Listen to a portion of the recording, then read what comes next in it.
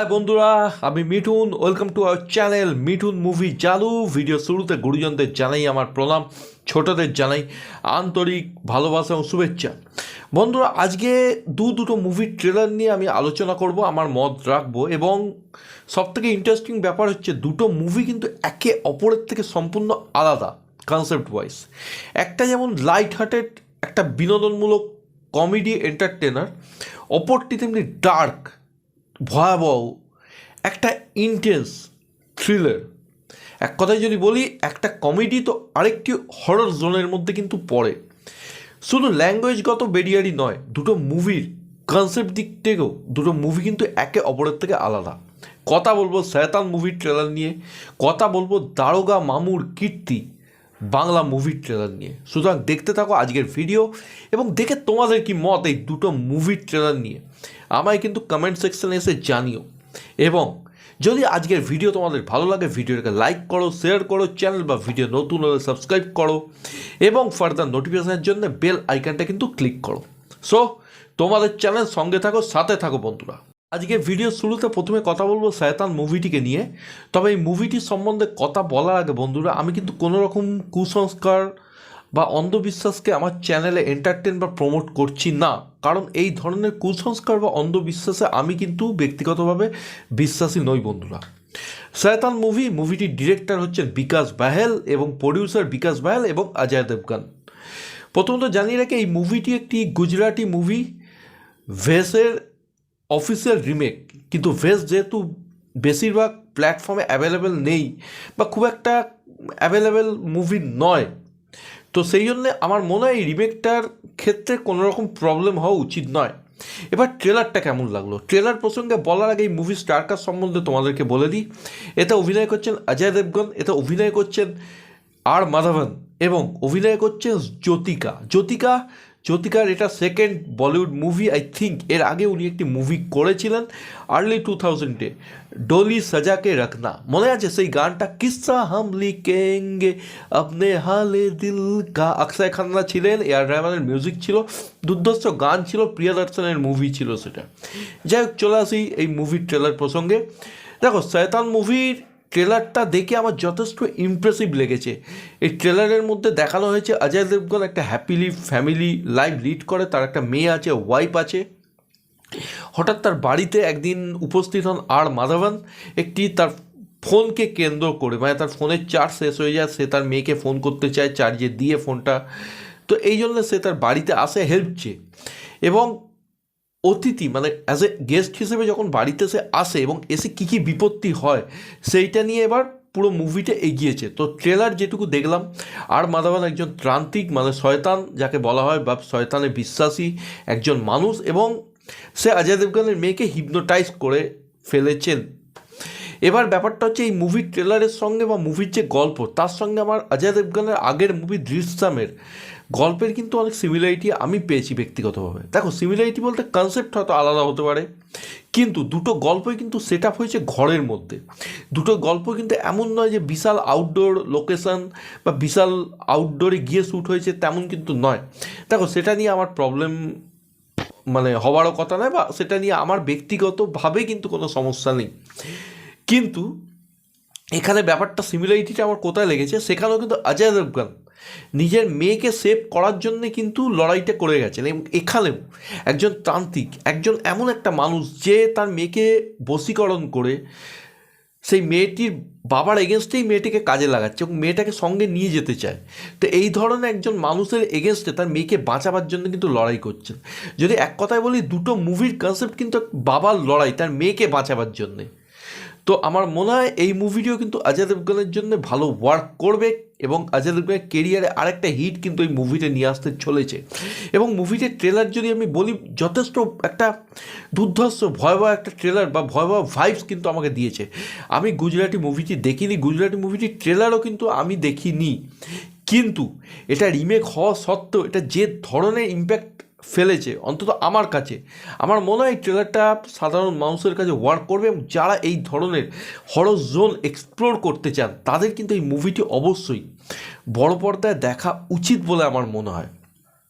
এবং এখানে এই ট্রেলারটার মানে সবথেকে বড় হাইলাইটেড পয়েন্ট আমার লেগেছে আর মাধবনকে, দুর্ধর্ষ দুর্ধর্ষ আর মাধবনকে আমি মানে তখন থেকে প্রেফার করি যখন থেকে ওনার জিতে একটা সিরিয়াল হতো জামাই রাজা, এই সময় তারপরে রেহনাতে দিল মে, এই ধরনের মুভি দেখে আমি সত্যি কথা বলতে আর মাধবনের খুব বড় ফ্যান। এবং আমার মনে হয় উনি একজন এমন একটা আন্ডাররেটেড ট্যালেন্টেড অ্যাক্টার যাকে আমাদের বলিউড সেইভাবে কিন্তু ইউটিলাইজিং করতে পারেনি।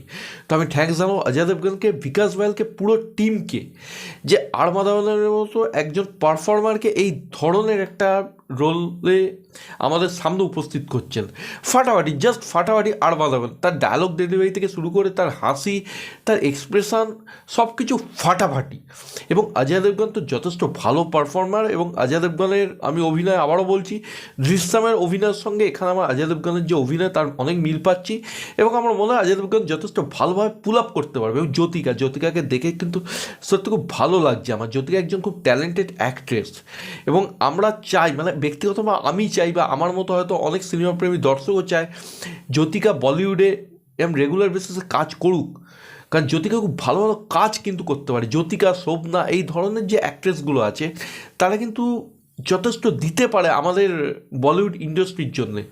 তো আমার মনে হয় জ্যোতিকাও এখানে যথেষ্ট ভালো অভিনয় করবে। এবং এখানে মেয়েটা, যে মেয়েটার ওপর ভর করেছে, একটা দৃশ্য আছে সিলিন্ডারের ওপর বসে আছে একটা দেশলাই নিয়ে, তো এই মেয়েটার যে মানে এক্সপ্রেশন, মেয়েটার যে ফিজিক্যাল যে ট্রান্সফরমেশন, সেগুলো দুর্ধর্ষ। এবং আমার মনে হয় এখানে মাধবন এবং মেয়েটার মধ্যে কেমিস্ট্রিটা ওয়ার্ক করবে, মানে একজন ত্রান্তিক এবং একজন শিকার, তান্ত্রিকটাকে শিকার করেছে, মানে শিকারি আর শিকারের মধ্যে যে কেমিস্ট্রিটা এখানে ওয়ার্ক করা উচিত সেটা কিন্তু দুর্ধর্ষভাবে ওয়ার্ক করবে। বাবা মেয়ের কেমিস্ট্রি, অজয় দেবগন তার মেয়ের মধ্যে, তার ফ্যামিলির মধ্যে কেমিস্ট্রি, সেটাও কিন্তু যথেষ্ট মজবুত লেগেছে আমার কাছে। তো ওভারঅল যদি ট্রেলারটা বলি, ট্রেলারটা কিন্তু আমার গায়ে কাঁটা দিতে যথেষ্ট সক্ষম হয়েছে। ট্রেলারটার কিন্তু রীতিমতো একটা বেশ ভালো ভাইব কিন্তু প্রয়োগ করতে পারে। এটা গুড হরর মুভি হয়ে আমাদের সামনে যে আসবে এটা কিন্তু আমি নিশ্চিত। এবং অজয় দেবগনের প্রোডাকশন হাউস থেকে যে মুভিগুলো এখনও পর্যন্ত এসছে, সেটা ইউ মি অর হাম হতে পারে, সেটা সিভাই হতে পারে, সেটা এর আগে যে মুভিটি করেছিল ভোলা, সেই মুভিটি হতে পারে, প্রত্যেকটা মুভি কিন্তু যথেষ্ট ভালোভাবে এক্সিকিউট করা হয়। বক্স অফিসে কী পারফরমেন্স করেছে সেটা কিন্তু আলাদা অ্যাসপেক্ট, কিন্তু মুভির যে এক্সিকিউশন লেভেল, মুভিতে যে খরচা, মুভির যে বাজেট, মুভির যে স্কেলিং, সেগুলোর দিকে কিন্তু অজয় দেবগনের যে প্রোডাকশান টিম তারা কিন্তু যথেষ্ট নজর দেন। এবং এই মুভিতেও যে বাজেটটা রাখা হয়েছে, এই মুভিতে যে অ্যাটমসফিয়ারটা ক্রিয়েট করা হয়েছে, এই মুভিতে যে বিজিএমটা ক্রিয়েট করা হয়েছে, মুভিতে প্রত্যেকটা মানে ক্যামেরা অ্যাঙ্গেল থেকে শুরু করে প্রত্যেকটা ডিপার্টমেন্ট কিন্তু খুব নজর দিয়েছে। টেকনিক্যাল ডিপার্টমেন্ট ওই মুভির মানে যেটুকু আমি ট্রেলারে দেখলাম যথেষ্ট ভালো লেগেছে। ওভারঅল ট্রেলারটা আমার খুব ডিসেন্ট ট্রেলার লেগেছে। আমি খুব আশাবাদী মুভিটির জন্য। মুভিটি দেখে মানে ট্রেলার দেখে আমার কিন্তু এই ভাইবটাই আসছে যে এই মুভিটি কিন্তু ফার্স্ট ডে ফার্স্ট শো বন্ধুরা আমার দেখতেই হবে। তো তোমরা যারা ট্রেলারটা দেখোনি, আমি তোমাদের রেকমেন্ড করবো যে ট্রেলারটা দেখো। বহুদিন বাদে কিন্তু একটা গায়ে কাঁটা দেওয়ার মতো একটা ভালো মানে হরর জোনের মধ্যে একটা কাজ আসছে। তো আমার মনে হয় এই মুভিটি তোমাদের সকলকে রিফ্রেশ করতে যথেষ্ট সক্ষম হবে। এবার চলে আসি পরবর্তী মুভির ট্রেলার প্রসঙ্গে, দারোগা মামুর কীর্তি। এইটি বাংলা একটি মুভি, এবং এই মুভির পরিচালক হচ্ছে নেহাল দত্ত। নেহাল দত্ত এর আগে মুভি করেছিলেন জিও জামাই, তারপরে অপরাজিত বা এই ধরনের একটি নাম দিয়ে মুভিটি করেছিলেন। আমার এই মুহূর্তে ঠিক খেয়াল পড়ছে না, I am extremely sorry for that.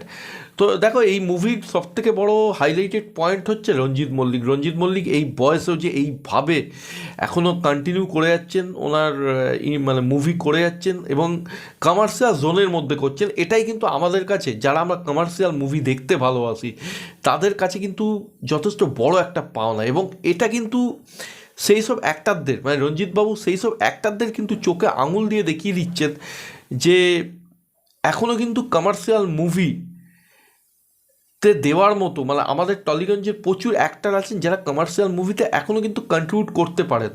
সেই সব অ্যাক্টারদেরকে উনি চোখে আঙুল দিয়ে দেখাচ্ছেন যারা কিন্তু কমার্শিয়াল জোন থেকে পুরোপুরি সরে গেছেন।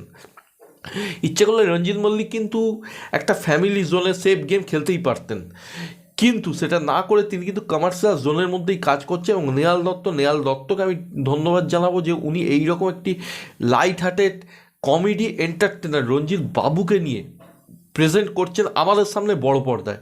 দেখো এই মুভিটি বক্স অফিসে কতটা সফলতা পাবে কি পাবে না এই ব্যাপারে কিন্তু আমি এখনই পুরোপুরি নিশ্চিত নই, কিন্তু যেটুকু আমি ট্রেলারটা দেখলাম আমার এক্সিকিউশনটা যথেষ্ট ভালো লেগেছে। এই মুভির মধ্যে লাবণী সরকার আছে, খরাজবাবু আছেন, তো এই ধরনের বহু ভালো অ্যাক্টার আছেন। কিন্তু এই ট্রেলারটা সবথেকে বড় ইউএসপি হচ্ছে রঞ্জিতবাবুকে আমরা এই মানে সবসময় বলে থাকি বেল্ট ম্যান। তো এইখানে রঞ্জিতবাবুর যে ইন্ট্রোডাকশানটা, প্রথমে বেল্ট এলো, তারপরে ওনাকে দেখানো হচ্ছে গাছের আড়াল থেকে, প্রথমে হাত দেখালো, বন্দুক ধরে যাচ্ছে, তারপরে ওনার যে ইন্ট্রোডাকশান, তো যে স্টাইলাইজ প্রেজেন্টেশনটা ওনাকে দিয়ে করানো হয়েছে এই বয়সে, সেটা কিন্তু যথেষ্ট একটা মাস অ্যাপিল দেয়। এবং নেহাল দত্ত খুব ভালোভাবে প্রেজেন্ট করেছেন। মুভির গল্প যদি বলি, রঞ্জিতবাবু একটা গ্রামের দারোগা, সেই গ্রামে খুব চুরি হচ্ছে এবং চোরদের ধরার জন্য তিনি একটি কম্পিটিশান আয়োজন করেছেন। তো গল্পটা এমন নয় যে খুব এক্সট্রাঅর্ডিনারি গল্প, কিন্তু গল্পটার মধ্যে একটা সিম্পলিসিটি আছে, যে এক্সিকিউশনটা আছে তার মধ্যে কিন্তু সিম্পলিসিটি আছে। এখানে কিন্তু সেই শহর কেন্দ্রিক মুভিগুলোর আদলামিটা নেই, এখানে কিন্তু ইন্টেলেকচুয়াল ভাবভঙ্গিটা নেই। এখানে আমরা খরাজবাবুর অনেকগুলো রোল দেখতে পাচ্ছি। একটা হচ্ছে গল্প হলো সত্যি রবি ঘোষকে নকল করে তিনি আসছেন। তো কমেডিগুলো এমন নয় যে আমরা হাসতে হাসতে পুরো চেয়ার থেকে গড়িয়ে পড়ে যাব, বা হাসতে হাসতে আমরা একদম মাটিতে লুটোপুটি খাবো, এই ধরনের কমেডি কিন্তু নয়। কিন্তু এটুকু আমি গ্যারেন্টি দিয়ে বলতে পারি, এই মুভিটি যদি আমরা সকলে দেখি না, আমাদের কোথাও মুখের মানে কোনো এক টুকরো হাসি কিন্তু এনে দিতে পারবে।